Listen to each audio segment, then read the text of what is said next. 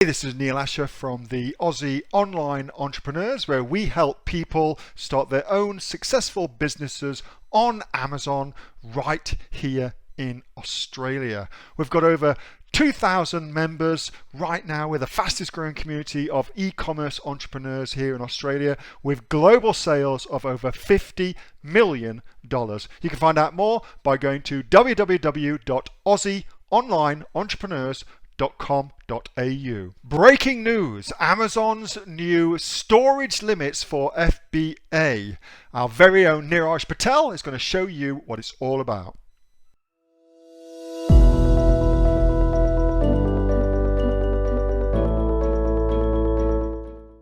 All right, Niraj. So I'm going to find Niraj.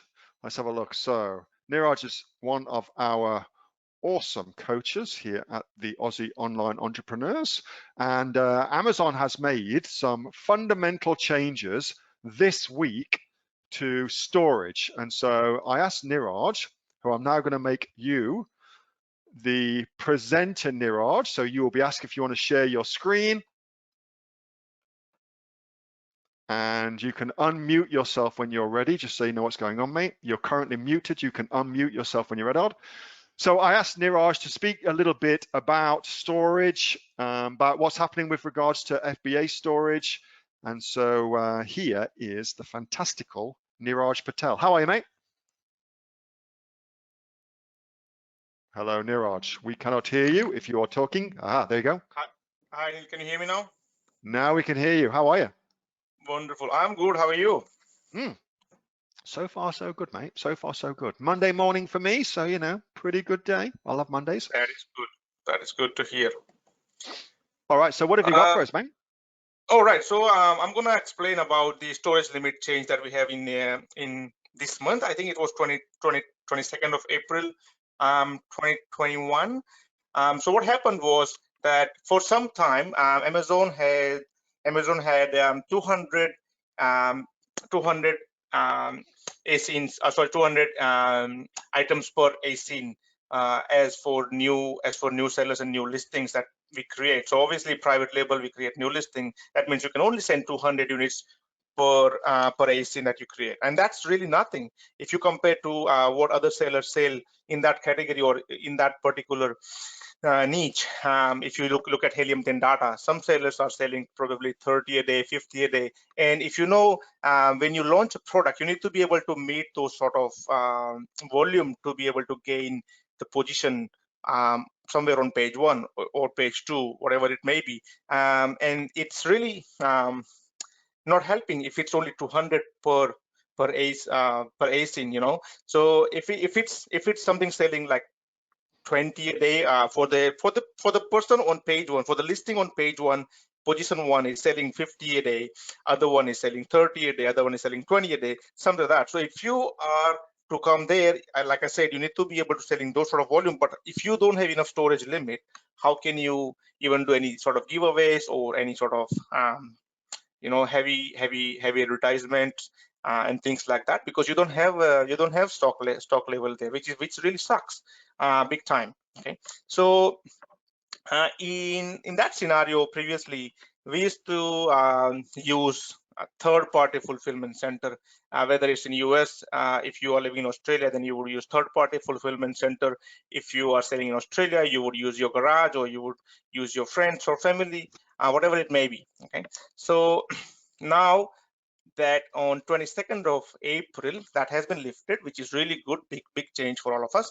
When we launch a new product, we can have 200 sitting in, previously, but we can have 300 or 400 sort of units sitting in Amazon FBA, and then a couple of hundred sitting in our garage while we are launching and working on our strategies. And then once it starts selling, you can send more if you want to, just to avoid the storage cost and all that. So that is a big change we have in April this year.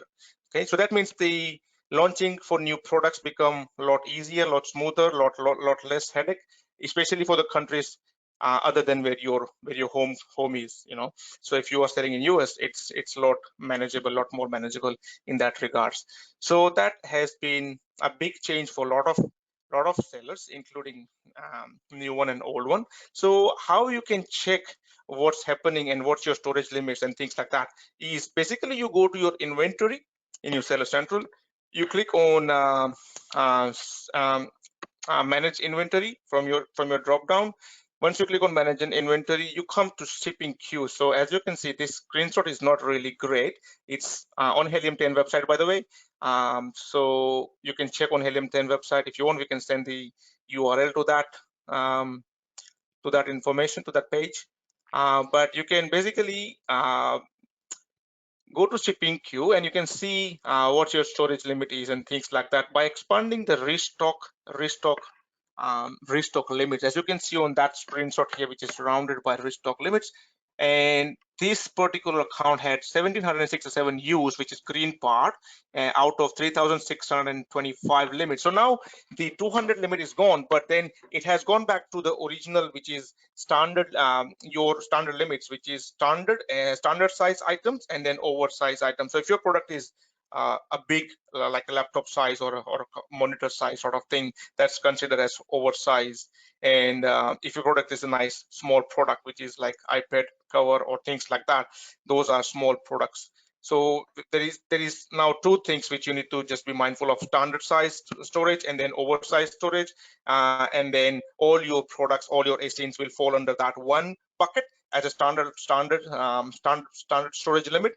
And from that point, you just need to maintain your sales volume. So basically, you will still need to be mindful of how much you send versus how much you sell, because if you send 1,000 units, thinking that other sellers are selling 30 a day, and you're gonna sell that 30 a day as well, so you are sending for 1 month supply, which is a little bit around 900 to 1,000. Okay, so if you send 1,000 units thinking that, and if that doesn't happen, then Amazon will re-evaluate your whole storage limit in the next quarter. So Amazon will keep watching what you're doing, how many units you are sending versus how many you are selling in that particular quarter. If you're not selling fast enough for that products you've sent, which could be 1,000 or 1,500, whatever it may be, and that means they will reduce your standard storage limits from the next quarter. So currently it could be 3,000 units, and then next quarter could be 2,000 or 1,000. So we have to be mindful of that. So just be very careful on that side as well. And yeah, I think that's about it from my side. Fantastic, Niraj, that's great. Nisha's just asking, do the new rules apply to Amazon Australia as well? Yes, so I have checked that one. According to what I can see, these apply to Amazon Australia as well. Okay, cool. So there we go. So there you go, Nisha. So lots of changes at Amazon. I believe this is a change for the better. I think this is going to be great for us, and it's part and parcel of Amazon expanding their warehousing. And I think that's good for all of us. So yeah, thanks so much for that, Niraj. That's brilliant, mate.